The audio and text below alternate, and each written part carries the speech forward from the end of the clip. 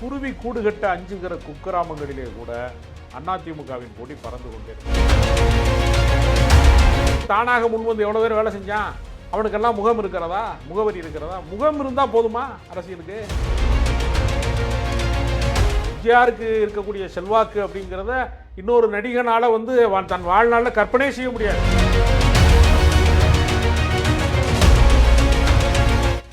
அதனால விஜயை பொறுத்தவரையில அவருக்கு அரசியலிலே எந்த பயிற்சியுமே இல்லை.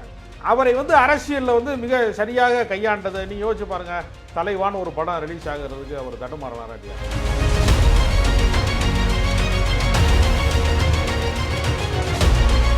இந்த நெருப்பு வளையம் சுத்தி எல்லா பக்கமும் எரியும்.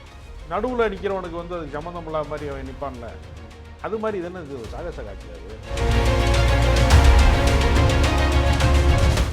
இவர் எங்கேயாவது கொள்கை எதிரின்னு சொன்னாரு, எங்காவது கொள்கை ரீதியாக எதிர்த்திருக்கிறார். குறிப்பாக கரூர் நெரிசல் சம்பவத்திற்கு பின்னால் பாஜக என்று வாய் திறந்து சொல்வதற்கு ஏன் அவர் பயப்படுறார்?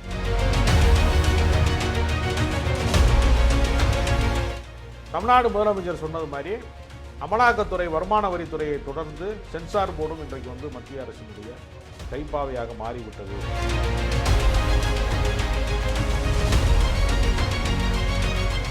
ரஜினிகாந்த் ரசிகர்கள், கமலஹாசன் எல்லாருக்குமே ரசிகர்கள் இருக்காங்கல்ல. விஜய்க்கு மட்டுமே ரசிகர்கள் இருக்கிற மாதிரியும், அவருக்கு பின்னாடி மட்டுமே இளைஞர்கள் இருக்கிற மாதிரியும் ஒரு பொய்யான தோற்றத்தை உருவாக்க பார்க்குறாங்க.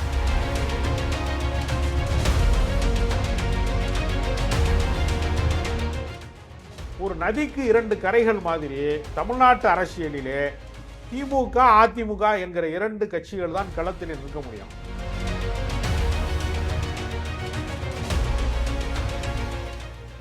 நீங்க ஒரு சதி கோட்பாடு சொல்றீங்க, அவங்க ஒரு சதி கோட்பாடு சொன்னாங்க, நீங்க புதுசா ஒரு அரசியலே சதி கோட்பாடு தாங்க.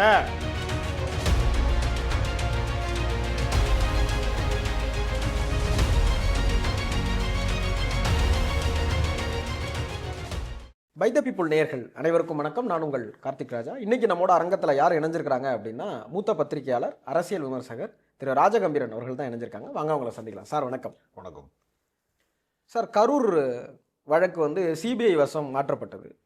இதற்கு இடையில் பல்வேறு விசாரணைகள் இங்கேயும் நடந்தது. அதில் விஜய் அவர்கள் டெல்லிக்கு அழைக்கப்பட்டு கிட்டத்தட்ட 7 மணி நேரம் விசாரணை நடந்திருக்கு. அது இல்லாமல் திரும்ப 19ஆம் தேதி அவர் வரணும் அப்படின்னு சொல்லி சம்மனும் கொடுத்துருக்குறாங்க. இது எப்படி பார்க்குறீங்க?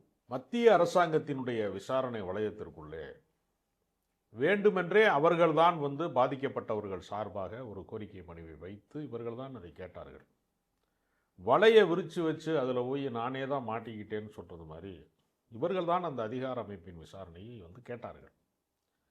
மாநில அரசினுடைய விசாரணை அமைப்பு நீதிமன்றத்தினுடைய விசாரணையாக இருக்கலாம், அந்த தனிநபர் நீதிபதியாக இருக்கலாம், அஸ்ரா கார்கினுடைய அந்த விசாரணையாக இருக்கலாம். அது நடந்தால் எங்கே விரைவாக தேர்தலுக்கு முன்பு அந்த விசாரணையை முடித்து விடுவார்களோ, அவங்க குற்றப்பத்திரிகையை உறுதி செய்து விடுவார்களோ, குற்றத்தை உறுதி செய்து விடுவார்களோ என்கிற அச்சத்தின் காரணமாக அவர்கள் தாங்களாகவே முன்வந்து திமுக எங்களுக்கு எதிரின்னு சொல்றாங்க. திமுக எதிர்ப்பு அப்படிங்கிறது ஏதோ தமிழ்நாட்டிலே ஒரு புதிய அரசியல் அனுபவம் கிடையாது. ஏறத்தாழ அதிமுகவின் கொள்கையே திமுக எதிர்ப்பு தான். இன்றைக்கு பாஜகவினுடைய கோட்பாட்டு சித்தாந்த ரீதியாக அதிமுகவுக்கும் திமுகவிற்கும் சித்தாந்த வேறுபாடு கிடையாது, கொள்கை வேறுபாடு கிடையாது, தலைமை வேறுபாடு ஒன்று உருவானது. அது தொடக்க காலத்திலே அது எம்ஜிஆரா கலைஞரான்னு இருந்தது, அப்புறம் கலைஞரா ஜெயலலிதாவா என்று இருந்தது, இப்போது ஸ்டாலினா எடப்பாடி பழனிசாமியா என்று. இது தத்துவ முரண்பாடு அல்ல. ஏன்னா ரெண்டு ஆட்சியுமே ஒரு ஆட்சி கொண்டு வந்த நலத்திட்டத்தை அதை விட நாங்கள் கூடுதலான நலத்திட்டத்தை இவங்க 2500 ரூபா பொங்கல் பரிசை கடந்த முறை அதிமுக கொடுத்துச்சுன்னா திமுக 3000 ரூபா கொடுக்குறோம். நலத்திட்டத்தை மாற்ற மாட்டார்.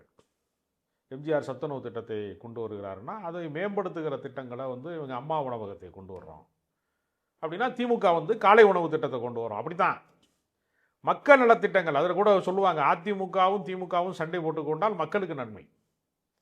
யார் அதிகமாக மக்களுக்கு செய்தார்கள் என்கிற பட்டியல் போடுகிற போது உங்களோட நாங்கள் தான் வசதி, நாங்கள் தான் பெரிய ஆள் காட்டுறதுக்கான வாய்ப்பு. அதே மாதிரி நாம் தமிழர் கட்சி திராவிட இயக்கத்தினுடைய சித்தாந்தத்தை எதிர்க்கிறது. பாஜகவை போலவே ஏறத்தாழ சீமானும் செயல்படுறாரு. புதிதாக வந்திருக்கிற தமிழக வெற்றி கழகம் களத்தில் அதிமுகவே கிடையாதுங்கிறான். எங்களுக்கும் திமுகவுக்கு தான் போட்டி. இதில் ரொம்ப பெரிய அவ்வளோ நகைச்சுவை என்னென்னா, குருவி கூடுகட்ட அஞ்சுகிற குக்கிராமங்களிலே கூட அதிமுகவின் கொடி பறந்து கொண்டே இருக்கும். அதிமுகவுக்கு கிளைக்கழகம் இல்லாத ஒரு சிறிய கிராமத்தை கூட பார்க்க முடியாது. ஏறத்தாழ எப்படி திமுகவிற்கு கிளைக்கழகங்கள் இருக்கிறதோ அதே அளவுக்கு, இன்னும் சொல்ல போனால் அதை விட வெகுஜனங்களை வந்து ஈர்த்த இயக்கமாக அதிமுக இருந்திருக்காரு. இவர் சம்பந்தமே இல்லாமல் எனக்கும் திமுகவுக்கு தான் போட்டி அப்படின்னு சொல்கிறார். அப்படி பலமான எதிரியை வந்து தன்னுடைய எதிரியாக நான் வந்து ஏற்றுக்கொண்டேன்னு சொல்கிறது வந்து தப்பு கிடையாது. அதற்கான களப்பணி வேணும்ல. இப்போ பாஜக வந்து மிஸ்டு கால் கொடுத்தா எங்கள் கட்சியில் நீங்கள் சேரலாம் அப்படின்னா, இப்போ நீங்கள் யார் மிஸ்டு கால் கொடுப்பா? முன்பெல்லாம் வந்து ஒவ்வொரு ஃபோன் காலுக்கும் பணம் இருந்துச்சு. இப்போ பேக்கேஜில் எதுவுமே கிடையாது, ஃப்ரீ ஆயிடுச்சு. அடுத்த கால்ஸ், ஆமாம், அன்லிமிட்டெட் கால்ஸாக மாறிடுச்சு. பக்கத்து ரூம்லேயே ஃபோனில் பேச ஆரம்பிச்சிட்டாங்க. இப்போ வெளிநாட்டுக்கு தான் பேசுகிறாங்கன்னு கிடையாது. அடுத்த ரூமுக்கு கூட ஃபோன் போட்டு நான் இந்த ரூமில் இருக்கேன், என்ன காஃபி லேட் ஆயிடுச்சுன்னு கூட கேட்குறான்லாம் இருக்கான். அப்போ இது வந்து இன்னைக்கு ஃபோன் வந்து ஃப்ரீ ஆயிடுச்சு. அப்போ மிஸ்டு கால் யார் கொடுப்பா? யாருக்கு டயல் பண்ண தெரியாதோ அவங்க தானே மிஸ்டு கால் கொடுப்பாங்க. சாரி அப்படின்ட்டு. இப்போ எனக்கெல்லாம் ஒரு முறை ஒரு ஃபோன் வந்துச்சு, மாமா வீட்டை விட்டு கோச்சிட்டு போயிட்டியே வந்துருங்க அப்படின்னுச்சு. நீ யார்கிட்டம்மா பேசுகிற, அதுக்காக குரலை மாற்றி பேசலாமா மாமா அப்படின்னுச்சு. அப்போல்லாம் பாமரர்கள், எளிய மக்கள், அவங்க வந்து டயல் பண்ண தெரியாமல் அவங்களெல்லாம் கட்சியில் சேர்த்தவன தான் கட்சியில் வந்து பயங்கரமான எண்ணிக்கை கூட்டிடுச்சு அப்படின்ட்டு பாஜக சொல்லுச்சு. அது மாதிரி இவங்களும் ஏறத்தாழ ஆன்லைன் கட்சி தான். எங்கே பார்த்தாலும் நீங்கள் வந்து இப்போ நீங்கள் ஆன்லைன் கட்சியினுடைய அபத்தம் என்னென்னா, கரூரில் ஒரு நெரிசல் சம்பவம், துயர சம்பவம் நடந்துருச்சு, மரணங்கள் நிகழ்ந்துருச்சுல, 40க்கும் மேற்பட்ட மரணங்கள் நிகழ்ந்துச்சுல. சரி, விஜய் தான் ரொம்ப ஒரு மோஸ்ட் பாப்புலர்னு நீங்கள் சொல்கிறீங்க, ஆதவ் அர்ஜுனா ரொம்ப அழகாக இருக்கிறாருன்னு நீங்கள் தான் சொல்கிறீங்க, அதை விட அழகாக இருக்கிறாரு புஷியானதுன்னு சொல்கிறீங்க. ஓகே, உங்கள் முகம் பார்க்கறதுக்கு ஒரு பெரிய கூட்டம் வருதுன்னே வச்சுக்கிடுவோம். முகமரியாதை தொண்டர்கள் இருக்கணும்ல. நீங்கள் கொரோனா பேரிடர் காலத்தில், வெள்ள பேரிடர் காலத்தில் எத்தனையோ தன்னார்வ அமைப்புகளினுடைய இளைஞர்கள் வந்து தானாக முன்வந்து எவ்வளோ பேர் வேலை செஞ்சான். அவனுக்கெல்லாம் முகம் இருக்கிறதா, முகவரி இருக்கிறதா? முகம் இருந்தால் போதுமா அரசியலுக்கு? எம்ஜிஆர் இப்படி தான் அரசியல் செய்தாரா? விஜயகாந்த் இப்படி தான் அரசியல் செய்தாரா? அவர்களெல்லாம் பெரிய நடிகர்கள் தானே. எம்ஜிஆருக்கு இருக்கக்கூடிய செல்வாக்கு அப்படிங்கிறத இன்னொரு நடிகனால் வந்து தன் வாழ்நாளில் கற்பனை செய்ய முடியாது. இல்லை, கிட்டத்தட்ட எம்ஜிஆருக்கு இருந்த அதே செல்வாக்கு இருக்குன்னு அண்மையில் இணைஞ்ச செங்கோட்டை எம்ஜிஆரின் செல்வாக்கை என்னுடைய பள்ளி பருவங்களில் நான் பார்த்தோம். எங்களுடைய வந்து ராமநாதபுரம் மாவட்டத்தை வந்து 3ஆக பிரிக்கிறோம் என்று சொல்லி 2 மாவட்டங்களை கூடுதலாக சிவகங்கை மாவட்டம், விருதுநகர் மாவட்டம்னு பிரிக்கிற போது அந்த விழாவிற்கு, புதிய மாவட்டத்தினுடைய உதயம் தொடங்குகிற அந்த விழாவிற்கு, தொடக்க விழாவிற்கு எம்ஜிஆர் வருகிறார் என்று என்னுடைய பள்ளி பருவத்தில் என்னுடைய அப்பா வந்து கூட்டிகிட்டு போனார். கிட்டத்தட்ட எம்ஜிஆர் வந்து இதோ வருகிறார் அதோ வருகிறார்னு ஒரு நாள் முழுக்க நாங்கள் காத்திருந்தோம். எனக்கே அந்த அனுபவம் இருக்குது. போகிறார் எம்ஜிஆர், போகிறப்போர் அவர் மறுநாள் தான் வந்து சேர்றார். அப்படி காத்து கிடந்த கூட்டங்கள் வந்து கட்டுக்கடக்காத கூட்டங்கள் இருந்துச்சு. ஆனால் அவர்கள் உணர்வுகளை மதிக்க தெரிந்தவராக எம்ஜிஆர் இருந்தார். எம்ஜிஆருக்கு எல்லா நிர்வாகிகளையுமே தெரியும். அவர் எம்ஜிஆர் வந்து ஒரு சாதாரண ஆள் கிடையாது. நீங்கள் அதிமுக குடியேற்றுறதுக்காக வேண்டி ஒரு குக்கிராமங்களில் வந்து அவருடைய ரசிகர்களாக இருந்தவர்கள் தொண்டர்களாக மாற்றப்படுகிற அந்த நேரத்திலே 1972 காலகட்டங்களிலே மானாமதுரை தொகுதியில் ஒருத்தர் மைக் செட்டு கொடுத்த ஒரு ஆளுக்கு காலை வெட்டி விட்டாங்க. இருட்டுக்குள்ளே வச்சு காலை வெட்டி விட்டாங்க. அவன் நேர கட்டை போட்டுக்கிட்டு எம்ஜிஆரை போய் பார்த்தான். சைக்கிள் கடையும் மைக் செட் கடையும் ஒன்றா வச்சுருக்கிற ஒரு ஆள். அவனுக்கு எம்எல்சி கொடுத்தாரு. அரசியலிலே அறிஞர்களுக்கான சபையாக மேல் சபை இருக்கும். அதில் வந்து தவத்திரு குன்றக்கூடிய அடிகளாறு, நாகூர் அனிப்பா மாதிரி மிகப்பெரிய ஆட்கள்லாம், செல்வாக்கு மிக்கவர்கள் எல்லாம் எம்எல்சியாக இருந்தாங்க. அந்த எம்எல்சியில் அந்த மைக் செட்டுக்காரர் போட்டார் எம்ஜிஆர். எளிய தொண்டர்களினுடைய உணர்வுகளை புரிந்தவராக அவர் இருந்தார். உன்னைய வந்து புஷியானதே கொஞ்ச நேரம் பார்க்க முடியாதுங்கிறாங்களே சிலண்டையா, அப்பாயின்மெண்ட் கிடைக்காதுங்கிறாங்களே அவருக்கு. அதனால் விஜயை பொறுத்தவரையில் அவருக்கு அரசியலிலே எந்த பயிற்சியுமே இல்லை. அவரை வந்து அரசியலில் வந்து மிக சரியாக கையாண்டது நீ யோசிச்சு பாருங்க. தலைவான்னு ஒரு படம் ரிலீஸ் ஆகிறதுக்கு அவர் தடுமாறினாரா இல்லையா? டைம் டு லீட் அப்படின்னோன்னா அவருக்கு கெட்ட நேரம் பிடிச்சிச்சு. அப்போ எல்லாமே இதில் வந்துருச்சு, சீடியா வந்துருச்சு. அவர் கை கட்டி வந்து மன்னிப்பு கேட்டார் இல்லையா? சோசியல் மீடியா போனால் சுத்தம் இல்லையா? அவருக்கு எங்கேயாவது எதிர்ப்பு உணர்ச்சி மிக்கவர் அவர் களத்தில் ஏதாவது பிரச்சனையை சந்தித்திருக்கிறாரா? இல்லை அவரை ஒடுக்கணுங்கிறதுக்காக தான் திட்டமிட்டே அவர்கள் இந்த மாதிரி செய்கிறாங்க அப்படிங்கிற மாதிரியான விமர்சனங்கள் வைக்கிறாங்க. நான் கேட்கறது என்னன்னா, அவருடைய அரசியல் முதல்ல இப்போ என்ன சொன்னேன், ஜனநாயகனுக்கு வந்த அதே எதிர்ப்பு, அதே பஞ்சாயத்து பூரா பராசக்திக்கு வந்துச்சு. 25 கட்டு கொடுக்குறான். பேரறிஞர் அண்ணாவினுடைய டயலாக்கை வந்து தீ பரவட்டும்ங்கிறத வைக்கக்கூடாதுங்கிறான். பராசக்திக்கு வந்து 25 கட்டு கொடுத்து உடனே எப்படி ரிலீஸ் ஆச்சு? சென்சார் போர்டு வந்து நமக்கு எதிராக இன்னென்ன கருத்துக்களை சொல்லக்கூடும் என்ற யூகத்தில் அடுத்தடுத்த எடிட்டிங் வெர்ஷன் அவங்க ரெடியாக வச்சுருந்தாங்க. இது இல்லையா அது, அது இல்லையா இது, டக்குன்னு படத்தை ரிலீஸ் பண்ணிட்டாங்க. அதனால தான் நீதி பரவட்டும்னு ஒரு டைலாகை வந்து உடனே வந்து சென்சார் போர்டு வந்து இதை ஏற்றுக்கிட்டாங்க அப்படி சொன்ன உடனே உடனே அந்த இதை ரிலீஸ் பண்ண முடிஞ்சவங்கனால. இவங்க என்ன பண்ணியிருக்கிறாங்கன்னா, ரிலீஸ் தேதியை அறிவிச்சிட்டு சாவகாசமாக சென்சாருக்கு அனுப்பி அவங்க வந்து மாற்று கருத்து சொல்கிறப்ப அதை வந்து அவங்களால வந்து எதிர்கொள்வதற்குள்ள சிக்கலாயிடுச்சு. அது போக இன்னொரு வசதி இருக்கிறது இதுக்குள்ள. உரிய நேரத்தில் ரெண்டு சம போட்டியாக வந்துருந்துச்சுன்னா பாதி கூட்டம் அங்கேயும் பாதி கூட்டம் இங்கேயுமா பிரிஞ்சிருக்கும். உங்களுடைய மந்தையில் இருக்கக்கூடிய ஆடுகளை நீங்கள் பங்கு போட்டிருப்பீங்க. இப்போ மொத்தமாக வந்து பராசக்திக்கு கூட்டம் போயிருச்சு. ஜனநாயகனும் அதே மாதிரி சோலோவாக வர்றதுக்கான வாய்ப்பாக தான் நான் பார்க்குறேன். அதனால் சரி, நான் என்ன கேட்குறேன், கருத்து சுதந்திரத்துக்கு ஆபத்து ஓப்பனாக சொல்லு. யாரால ஆபத்து? ராகுல் காந்தி வந்து கண்டிக்கிறாரு. ராகுல் காந்தி பகிரங்கமாகவே அறிவிச்சிருக்கிறார், கண்டிக்கிறாருல்ல. ஏன் விஜய் வந்து கண்டிக்க மாட்டேங்கிறாரு? இந்த நெருப்பு வளையம் சுற்றி எல்லா பக்கமும் எரியும், நடுவில் நிற்கிறவனுக்கு வந்து அது சம்மந்தம் இல்லாத மாதிரி அவன் நிற்பான்ல. அது மாதிரி இது என்ன, இது சாகச காட்சி அது இல்லை. கிட்டத்தட்ட 7 மணி நேரம் அவரை வந்து சிபிஐ விசாரணை நடத்தியிருக்கிறாங்க. அது முடிஞ்ச பிற்பாடுமே கூட அவர் இன்னைக்கும் தொடரதா இருந்திருக்கு. அப்புறம் பிற்பாடு இல்லை இன்னொரு நாள்னு சொல்லியிருக்காங்க. அவர் காலம்பரை கிளம்பி வரதுக்குள்ளார 19ஆம் தேதிக்கான சம்மன் கொடுத்துருக்காங்க. இதை எப்படி பார்க்குறீங்க? இல்லை, அது நேற்றே அவங்க அறிவிச்சிட்டாங்க. நேற்றே வந்து என்ன பண்ணிட்டாங்கன்னா 7 மணி நேரம் விசாரணை. ஏன்னா நீங்கள் வந்து சாதாரணமாகவே விஜய்கிட்ட பழகக்கூடியவர்கள், அவருடைய நண்பர்களாக இருக்கிறவங்க, திரைக்கலைஞர்களாக இருக்கிறவங்க, பல பேர் எனக்கு நண்பர்களாக இருக்கிறனால அவர் நார்மலாக யார்ட்டையும் பேசவே மாட்டார். ஆளண்டா பிசாசும்பாங்க, மனுஷவாடா எனக்கு ஆகாது. சில பேர் பார்த்தீங்கன்னா கல்யாண வீட்டில் வந்து கும்பல் எல்லாருமா இருக்கும்போது ஒருத்தன் மட்டும் தனியாக இருப்பான். ஒரு சிலருடைய உளவியல் அப்படி இருக்கும். இவர் ஒரு ஆளண்டா பிசாசு. அரசியலில் எல்லாரையும் அரவணைத்து போகிறவர்கள் தான் அரசியல் தலைவர்கள் ஆக முடியும். தன்னை தனிமைப்படுத்திக் கொள்கிறவர்கள் வந்து அரசியலில் வந்து பெரிய தலைவர்களாக உருமாற முடியாது. இவருக்கு வந்து 7 மணி நேர விசாரணையில் இவர்கிட்ட எப்படி உரையாடுனாங்கிறது ரொம்ப ஆச்சரியமாக இருக்குது. ஏன்னா அவர் வந்து அவர்கிட்ட வந்து பதில் வர்றது அதெல்லாம் வந்து நீங்கள் வந்து தனித்தனியாக வேறு வேறு கேள்விகளை கேட்குறப்ப அவருடைய வாகன ஓட்டுநர்கிட்ட விசாரிச்சிருக்காங்க, ஆதவர்ஜுனாட்ட விசாரிச்சிருக்காங்க, எல்லா பிரமுகர்கள்ட்டையுமே சிபிஐ விசாரணை நடந்திருக்கிறது. பொங்கல் விடுமுறை காலமாக இருக்கிறதுனால தொடர்ச்சியாக விசாரிக்கிறப்ப அவருக்கு ஒரு மன உளைச்சல் ஏற்படும் என்று கருதினார்களா அல்லது அவர்களுடைய வசதிக்காக மாற்றினார்களான்னு நமக்கு தெரியல. அதனால் மறுபடியும் விசாரணை தொடரும்னு சொல்லிட்டாங்க. இல்லை, ஒரு பக்கம் வந்து சிபிஐ விசாரணை, இன்னொரு பக்கம் வந்து சென்சார் போர்டில் படத்துக்கான அந்த உரிய சான்றிதழ் வழங்கலை. அது இல்லாமல் நேற்று கேவியட் மனு வேறு சென்சார் போர்ட்லேருந்து கொடுத்துருக்காங்க. இப்படி தொடர்ச்சியான நெருக்கடி அவருக்கு கொடுக்கப்படுது அப்படிங்கிறத அது அரசியல் ரீதியான பின்னணி இருக்குன்றாங்களே. அது கேவியட் மனுங்கிறது ரொம்ப கண்டனத்துக்குரியது. ஏன்னா எங்களை கேட்காம நீங்கள் எதுவும் நடந்துடக்கூடாதுங்கிறத கேவியட் மனு. இது யாருக்கு செய்வாங்கன்னா, பாதிக்கப்பட்டவர்கள் என்னையை கேட்காம ஏதாவது சொல்லிடாதீங்க, என்னை விசாரிக்காமல் திரும்ப சொல்லிடாதீங்க, என்ன விசாரிக்காமல் வழக்கினுடைய போக்கு வந்து மாறிடக்கூடாதுன்னு அச்சப்படுகிறவர்கள் தான் கேவியட் மனு போடும். இங்கே வந்து யார் கேவியட் மனு போட்டிருக்காங்க? சென்சார் போர்ட்லேருந்து.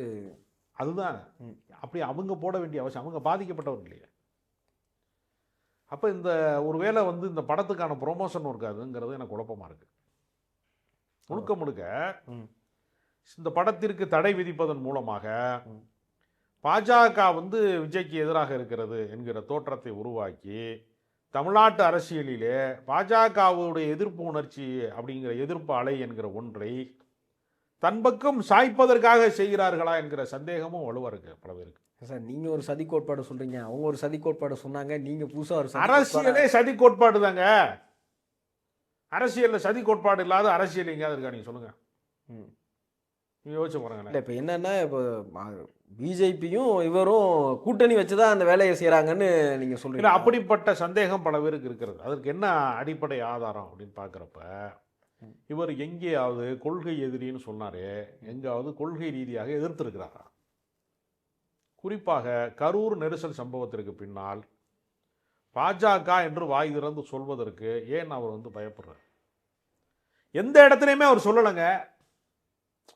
சொல்லணும்ல. கொள்கை எதிரினா இப்போ நீங்கள் திமுகவை கொள்கை எதிரின்னு அவர் சொல்லலை. ஏன்னா திமுக கொள்கையை பூராமே இவர் உள்வாங்கி கொண்டு தான் அவருடைய அரசியல் கோட்பாடுகளை உருவாக்கியிருக்கார். அப்போ இது வந்து காப்பி பேஸ்ட் கட்சி தான். இல்லை, நீங்கள் அதை சொல்கிற அதே நேரத்தில் அந்த நேரத்தில் அன்னைக்கு வந்து இவருக்கு ஆதரவாக முதல்ல குரல் கொடுத்தது வந்து திரு எடப்பாடி பழனிசாமி அவர்கள் தான். ஆமாம். அவருக்கு நன்றியும் தெரிவிக்கலை. அதே மாதிரி சட்டமன்றத்திலையும் கேள்வி எழுப்புனாங்க அதிமுக சார்பில். ஆனால் அவங்களுக்கு ஒரு நன்றியும் தெரிவிக்கலையேங்கிறத அது எப்படி பார்க்குறீங்க? பார்க்குறாங்க. அரசியல் பண்பாடு இருக்கிறவர்கள் தாங்க நன்றி தெரிவிப்பாங்க. திருமாவளவன் வந்து எடப்பாடியார் வந்து பயணம் போகிறாரு, 170 தொகுதிகள் வரைக்கும் போயிருக்காரு. மக்களை சந்திப்பதற்கான சுற்றுப்பயணம் போவதற்கு வாழ்த்துக்கள்ங்கிறார்ல. அது ஏன் அப்படி சொல்கிறாங்க அப்படின்னா, அது ஒரு அரசியல் பண்பாடு. மாற்று கருத்து கொண்டிருக்கிறவர்கள கூட வாழ்த்து அப்படிங்கிறது வந்து இயல்பான ஒன்று தான். தானாக முன்வந்து தாவேகா ஒருவேளை பாதிக்கப்பட்டிருக்குமோ மாநில அரசினால என்கிற அடிப்படையில் தார்மீக ஆதரவு தெரிவிக்கிற போது நன்றி தெரிவிக்கிறது தான் அரசியல் பண்பாடு. ஒரு நன்றி தெரிவிக்காததன் மூலமாக தன்னையே அதிமுகவாக அவர் கருதி கொள்கிறாரா? ஏன்னா எம்ஜிஆர் உருவாக்கிய கட்சியை வந்து இவங்க சரியாக வழி நடத்தலை, நான் தான் அதுக்கான ஆள் அப்படிங்கிறார். நான் தான் எம்ஜிஆருங்கிறார். எம்ஜிஆர் வந்து இன்றைக்கு இல்லை, உயிரோடு இல்லை என்கிற தைரியத்தில் நான் தான் எம்ஜிஆருங்கிறார். மக்கள் இதை ஏற்பார்களா அப்படின்னு ஒரு கேள்வி. 1949 திராவிட முன்னேற்ற கழகம் வந்து தொடங்கப்படுகிறது. 52 அது வரைக்கும் அவர் வந்து காமராஜர் பற்றாளராக இருக்காரு. 52 அறிஞர் அண்ணாவினுடைய இதெல்லாம் கிடச்சி, நட்பெல்லாம் கிடச்சி, கலைஞருடைய அவரோட உடன் பணியாற்றிய கலைஞரோடு இருக்கக்கூடிய தொடர்பின் வழியாக 1952 72 தனிக்கட்சி தொடங்குகிற நாள் வரைக்கும் 20 ஆண்டு காலம் திமுகவிலே தீவிரமாக பணியாற்றியவர் எம்ஜிஆர். கட்சி கூட்டங்களுக்கு வந்து கொடையாளியாக பணம் கொடுத்தது மட்டுமல்ல, பல செயல்பாடுகளிலே அவர் பங்கு பெற்றிருக்கிறார். கள போராட்டங்களிலே பங்கு பெற்றவராக அவர் வந்திருக்கிறார். அந்த பயிற்சி இருந்ததுனால தான் 72 கட்சி தொடங்கி 77ங்கிற 5 ஆண்டு காலத்திற்குள்ளேயே அரசியலில் ஒரு சூறாவளி போல் அவர் வந்து வேகமாக வந்து அதிகாரத்தை கைப்பற்ற முடிந்தது. அப்போ நீங்கள் கணக்கு போட்டீங்கன்னா 1952 தொடங்கி 72 20 ஆண்டு காலம், தனிக்கட்சி தொடங்கிய அனுபவம் ஒரு 5 ஆண்டு காலம், 25 ஆண்டு கால அனுபவத்திலே தான் அவர் அதிகார மையத்திற்கு வருகிறார். 77 தொடங்கி 87 அவருடைய மறைகிற வரைக்கும் 10 ஆண்டு காலம் அதிகாரத்தில் இருக்கார். அப்போ 25 வருட அனுபவமிக்க அரசியல் அனுபவமிக்க அவரோட நீ எப்படி ஒப்பிட்டுவ? ஜனநாயகன் படம் ஷூட்டிங் முடிச்சுட்டு தான் நான் வெளியில் வருவேன், நடந்து முடிந்த நாடாளுமன்ற தேர்தலில் என்ன நிலைப்பாடுன்னு சொல்வதற்கு அவர் அச்சப்படுறார். அப்போ மத்திய அரசாங்கத்தை பார்த்தா பம்முறது, மாநில அரசை பார்த்தா வந்து எகிர்றது அப்படின்னு ஒரு இடம் இருக்குல்ல, இதை வந்து விஜய் செய்கிறார். இதில் அவர் என்ன செய்கிறாருன்னா, அதிமுகன்னு ஒரு கட்சியே இல்லைன்னு சொல்ல முயற்சி பண்ணிகிட்டே இருக்கார். இல்லை, அவர் பேசும்போது ஈரோட்டில் பேசும்போது சொல்கிறாரு, களத்தில் யாருமே இல்லை, களத்தில் இல்லாத பற்றி நாங்கள் பேச மாட்டோம், 2 பேருக்கு தான் போட்டி அப்படின்னு சொல்கிறாரு. அதை எப்படி பார்க்குறீங்க? இல்லை, இது ரொம்ப பெரிய வேடிக்கையான விஷயம். களத்தில் வந்து அதிமுக இல்லை என்பதை அதிமுகவினுடைய எதிரிகள் ஒப்புக்கொள்வார்களா? நான் கேட்பது ரொம்ப சிம்பிளான கேள்வி. அதிமுகவை முழுமையாக எதிர்க்கக்கூடிய திமுக ஒப்புக்கொள்ளும் அதை? இல்லை, போகிற எல்லா இடத்துலையும் அதிமுகவுக்கு தான் அவர் பதில் சொல்கிறாரு. சிஎம்லேருந்து, டெப்டி சிஎம்லேருந்து, அமைச்சர்கள்லேருந்து சொல்கிறாங்க, அதிமுகவுக்கு தான் பதில் சொல்கிறாங்க. அதிமுகலேருந்து தான் இவங்களுடைய எல்லா விதமான இதையும் விமர்சனங்களையும் முன்வைக்கிறாங்க. ஏன்னா அவர் தான் எதிர்கட்சி தலைவராக இருக்காரு. அவர் தான் 65 எம்எல்ஏக்கள் இப்போ ராஜினாமா பண்ணவங்களை கழிச்சா கூட 63 எம்எல்ஏக்கு அவர் தான் வந்து அவரிடம் தான் ரெட்டலை இருக்கிறது. கட்சி அவரிடம் தான் இருக்கிறது. கட்சிக்குள்ள முரண்பாடுகள் இருக்கலாம், பிரிந்து சென்றவர்கள் இருக்கலாம், விமர்சனங்கள் இருக்கலாம். ஆனால் கட்சி என்பது அந்த அதிகாரப்பூர்வமான அந்த தேர்தல் சின்னத்திலிருந்து எல்லாமே எடப்பாடிட்ட தான் இருக்கு. எப்படி வந்து அவர் களத்தில் இல்லைன்னு எப்படி சொல்லுவார்? வந்து அதிமுக வந்து பலவீனப்பட்டிருக்கிறதா, பலம் குறைந்திருக்கிறதா அப்படி விமர்சிப்பது வேறு. கட்சியே இல்லைன்னா அது எப்படி? பூனை வந்து கண்களை மூடிக்கொண்டால் உலகம் இருண்டு விடும்ன்ற மாதிரியான ஒரு போக்கை அவங்க கையாளுறாங்க. அதனால் அவர்களுக்கு என்ன வசதினா, நீங்கள் விஜயகாந்த் கட்சி ஆரம்பிக்கிற போது கலைஞர் ஜெயலலிதா இருக்காங்க உயிரோட. 2 பெரிய ஆளுமைகளை எதிர்கொள்ள வேண்டிய அவசியம் இருக்குது. விஜய் கட்சி ஆரம்பிக்கிற போது விஜயகாந்துக்கு கட்சி ஆரம்பித்தது மாதிரியான சவாலான போக்கு எதுவுமே. ஏன்னா ஜெயலலிதா அவர்கள் மறைந்து விட்டார்கள், கலைஞர் மறைந்து விட்டார். ஒரே ஒருத்தரை தான் இருக்கணும் அப்படின்னு நினச்சி ஒரு அரசியல் கட்சி தொடங்குறாரு. அதனால் தாவேகாவுக்கு தான் போட்டினா தாவேகாவுக்கு என்ன கட்டமைப்பு இருக்கிறது? எத்தனை பேரை வந்து மக்களுக்கு அறிமுகமாகும்? நீங்கள் ஒரு வேட்பாளர் நாளைக்கு அறிவிக்கிறீங்கன்னு வச்சுங்க, மக்களை அறிந்தவராக இருக்கணும்ல, மக்களுக்கு அவர் அறிமுகமானவராக இருக்கணும்ல. அந்த அரசியலை செய்யலைன்னா இன்னொரு நாம் தமிழர் கட்சி மாதிரி, இன்னொரு மக்கள் நீதி மையம் மாதிரி நானும் ரவுடி தான் வண்டியில் ஏறுறது மாதிரி தான் அது வருமே தவிர கள அரசியலில் எந்த வேலையும் நடக்காதுல்ல, கிரவுண்ட் லெவலில் ஒன்றுமே இருக்காது. அதெல்லாம் இல்லை, இப்போது தொடர்ச்சியாக வந்து இந்த ஜனநாயகன் படம்ங்கிறது ஒரு பெரிய சிக்கலாக இருந்தது. ஜனநாயகனும் பராசக்திக்கு பின்னாடியும் வந்து ஒரு அரசியல் சொல்லப்பட்டது. காரணம் என்னென்னா, இவங்க வந்து அந்த தயாரிப்பு நிறுவனம் வந்து திமுகவை சார்ந்தது அப்படின்னு. அப்புறம் ஒரு வழியாக படம் சிக்கலை தாண்டி ஜனநாயகன் ரிலீஸ் ஆகல, ஆனால் இது ரிலீஸ் ஆகிடுச்சு. இப்போது இந்த ஜனநாயகனுக்கு ஆதரவு தெரிவிப்பதற்காக பேச தொடங்கின காங்கிரஸ்காரர்கள் பல பேர் வந்து விஜய்க்கு ஆதரவான குரல் கொடுத்துட்டு இருக்காங்க. அது ஒரு பெரிய சலசலப்பு இருந்தது. அதனுடைய உச்சபட்சமாக இன்றைக்கி ராகுல் காந்தி அவர்கள் வந்து ஜனநாயகன் படத்துக்காக ஆதரவாக குரல் கொடுத்துருக்காரு. இது தமிழ்நாட்டில் ஒரு கூட்டணி போக்கை மாற்றுறதுக்கான வாய்ப்பு உண்டா? இல்லை, ராகுல் காந்தியை ஏற்கனவே வந்து விஜய் வந்து சந்தித்த போது வந்து ஒரு தமிழ்நாடு இளைஞர் காங்கிரஸ் தலைவராக நியமிக்க வேண்டும் என்கிற வரைக்கும் பேச்சுவார்த்தை நடந்தது. அந்த பேச்சுவார்த்தை என்பது ஒரு கட்டத்துக்கு மேலே நடைமுறைக்கு வரல. நடைமுறைக்கு வராத காரணம், நான் தமிழ்நாடு காங்கிரஸ் கமிட்டியே தலைவராகணும் அப்படிங்கிற அளவுக்கு. ஏன்னா இன்னும் ப. சிதம்பரமே தமிழ்நாடு காங்கிரஸ் கமிட்டி தலைவராகலை. அவர் இந்தியாவிற்கு நிதியமைச்சராக இருந்திருக்கார், உள்துறை அமைச்சராக இருந்திருக்கிறார். மன்மோகன் சிங் பின்னாடி அவருடைய காலகட்டம் முடிந்ததற்கு பின்பு பிரதமர் வேட்பாளராக அறிவிக்கக்கூடிய பட்டியலிலே ப. சிதம்பரம் இருந்திருக்கிறார். அவர் தமிழ்நாடு காங்கிரஸ் கமிட்டி தலைவராக இன்னும் ஆகலை.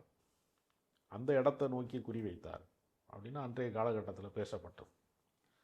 அதனால் கடந்த கால நட்பு இருக்கிறதுனால ஒரு திரைக்கலைஞராக அவருடைய படத்துக்கு இடையூறு விளைவிக்கிறார்கள். தமிழ்நாடு முதலமைச்சர் சொன்னது மாதிரி அமலாக்கத்துறை, வருமான வரித்துறையை தொடர்ந்து சென்சார் போர்டும் இன்றைக்கு வந்து மத்திய அரசினுடைய கைப்பாவையாக மாறிவிட்டது, சுதந்திரமான அமைப்பாக அது இல்லை அப்படிங்கிற ஒரு விமர்சனம் இருக்குல்ல, அந்த விமர்சனத்தின் அடிப்படையில் அவர் ஒரு தார்மீக ஆதரவை தெரிவிக்கிறார்.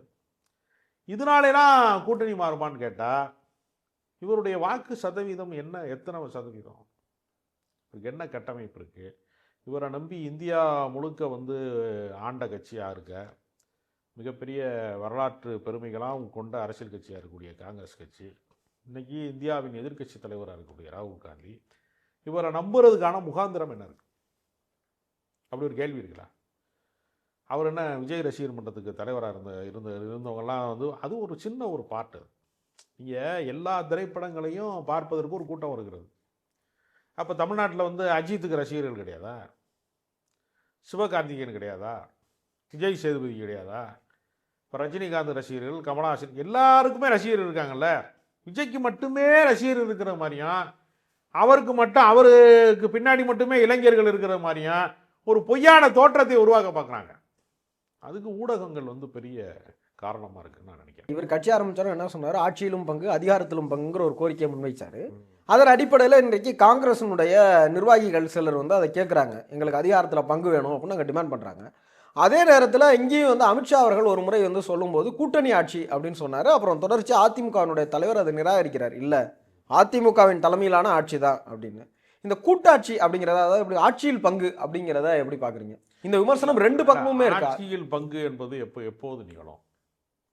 ஒரு பெரிய அரசியல் கட்சி வந்து பலவீனப்பட்டு பல தொகுதிகளை வந்து பெரிய அளவில் வெற்றி பெறாமல் ஒரு மைனாரிட்டி கவர்மெண்ட்டுக்கு, இப்போ வந்து நாடாளுமன்ற தேர்தலில் வந்து போதிய இடங்கள் இல்லாமல் வந்து வெற்றி பெற்றாங்க பாஜக. அப்போ சந்திரபாபு நாயுடு, நிதிஷ்குமாருடைய ஆதரவு கூட அவங்க ஆட்சி அமைக்கிறாங்கல்ல. அது மாதிரி வந்து இவங்க அதிகமாக எம்எல்ஏக்கள் வந்து காங்கிரஸ் எம்எல்ஏக்கள் வந்து நிறையா பேர் ஜெயிச்சு, திமுக எம்எல்ஏக்கள் மிக குறைவான இடங்களில் ஜெயிச்சா தான் இப்படி ஒரு பேச்சுவார்த்தையை நடத்த முடியும்.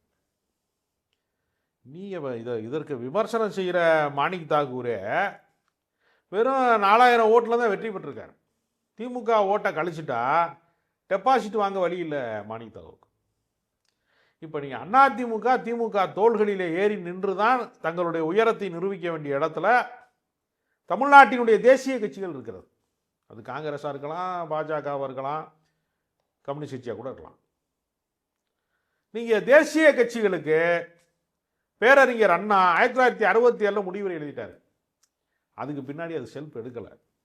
இந்த நிமிடம் வரைக்கும் தேசிய கட்சிகளினுடைய எழுச்சி அப்படிங்கிறது இருக்குல்ல, அது நடைமுறை சாத்தியமற்றதாகவே மாறிவிட்டது. ஒரு கட்சி வளர்ச்சி பெறணும்னா நீ போராட்டம் நடத்தணும், பொதுக்கூட்டம் நடத்தணும், பேரணி நடத்தணும், ஆர்ப்பாட்டம் நடத்தணும், கட்சிக்கு வந்து புதிய இளைஞர்களுக்கு வாய்ப்பு தரணும், களத்தில் போய் வேலை செய்யணும்ல. காங்கிரஸ்காரன் எங்கேயாவது களத்தில் வேலை செஞ்சு பார்த்துருக்கீங்களா? உங்கள் அனுபவத்துக்கு சொல்லுங்கள். என் அனுபவம் உங்களுக்கு இல்லைனா கூட உங்கள் அனுபவத்தில் காங்கிரஸ்காரர்கள் வந்து ஒரு மாநாடு நடத்துவது பார்த்துருக்கீங்களா? தமிழ்நாட்டில் இல்லை. பேரணி போய் பார்த்துருக்கீங்களா? இல்லை. இல்லை. சத்தியமூர்த்தி பவனுக்குள்ளேயே உட்காந்துக்கிட்டு அறிக்கை விட்டுக்கிட்டு அதுக்குள்ளேயே கோஷ்டி பூசல் சண்டை போட்டுக்கிட்டு களத்திலே போய் நின்று கட்சி பணி ஆற்றாமல் இருக்கிற இவங்க எப்படி ஆட்சியில் பங்கு அதிகாரத்தில் பங்குன்னு கேட்க முடியும்?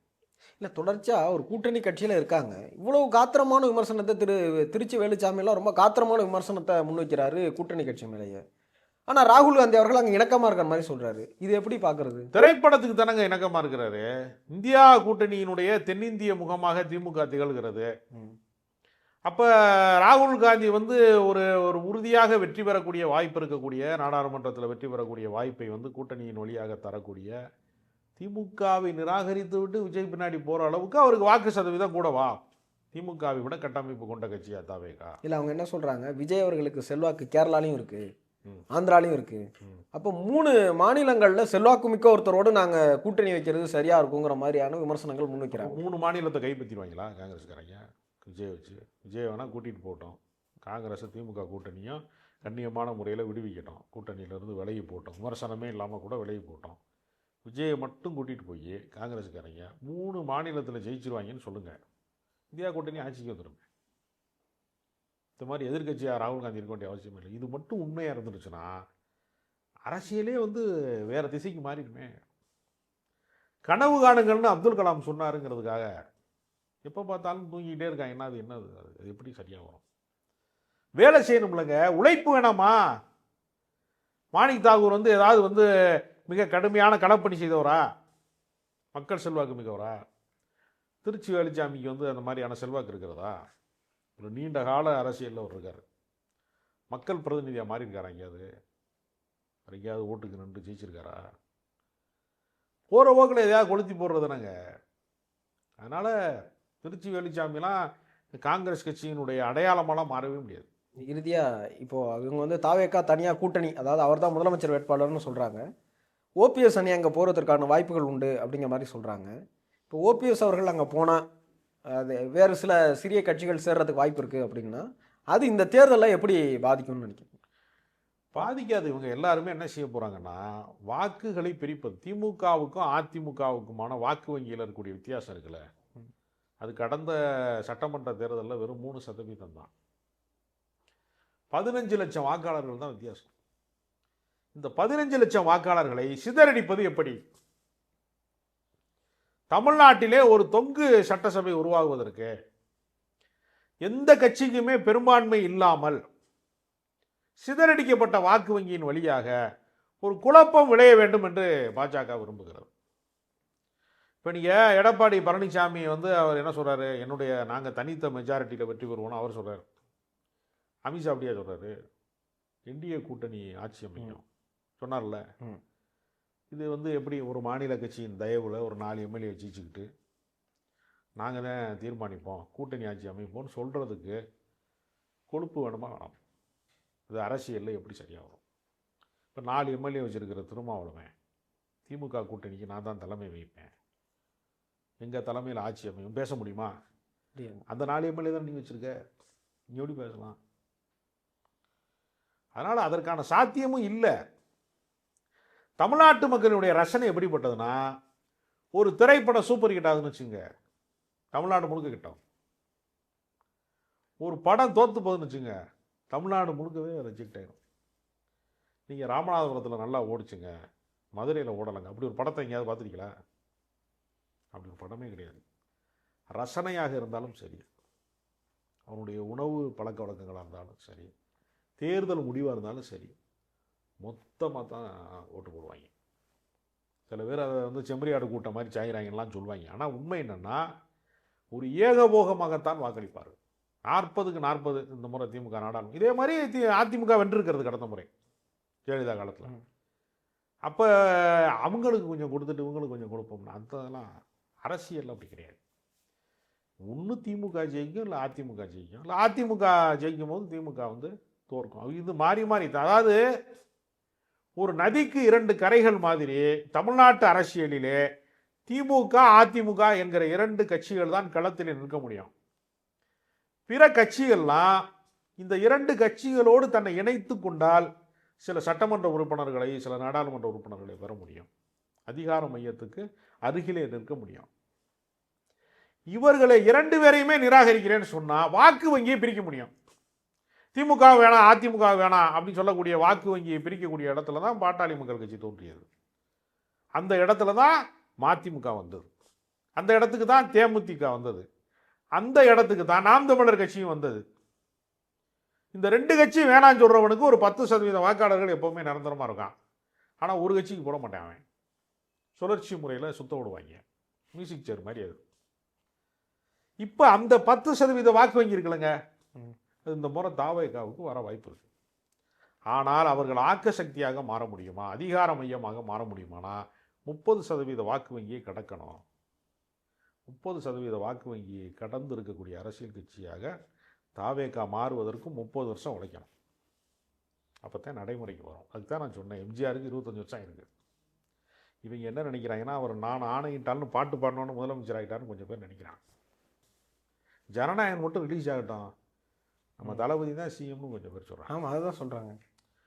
அப்புறம் நம்ம இவங்களை தற்கூரின்னு சொன்னால் வருத்தப்படுறாங்க. தற்கூரிங்கிற வார்த்தை எப்படி தோன்றுச்சு தெரியுமா உங்களுக்கு? தன் குறியை அது இல்லை, அது இலக்கியத்தில் தான் தோணுச்சு. தன் குறிப்பை ஏற்றி பாடுவது தற்கூரி பேற்றன்.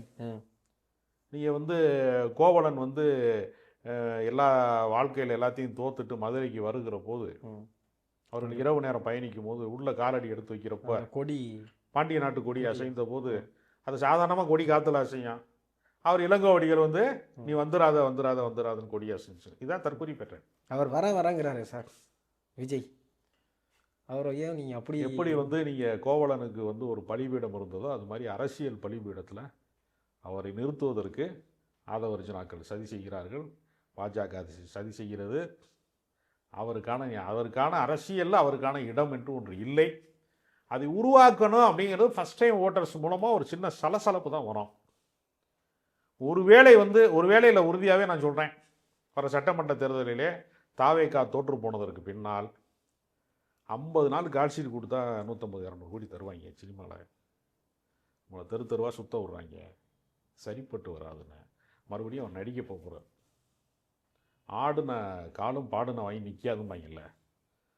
அதனால் விஜயால் நடனம் இல்லாமல், இசை இல்லாமல், நடிப்பு இல்லாமல், கலை இல்லாமல் வாழ முடியாது. அவர் அரசியலுக்கு ஒரு முழுமையான அரசியல்வாதியாக அவரால் மாற முடியாது. எப்படி கமலஹாசன் கட்சி ஆரம்பிச்சுட்டு பிக் பாஸுக்கு போயிட்டாரோ அந்த கதை தான் மறுபடியும் நடக்க போகுது. இவர் வேல்பாரிக்கு போகிறார், அவ்வளோதான் வித்தியாசம். அரங்கத்திற்கு வந்து பல்வேறு கேள்விகளுக்கு பதில் சொல்லுவீங்க. உங்களோட நேரத்திற்கும் கருத்துக்களுக்கும் நன்றி சார்.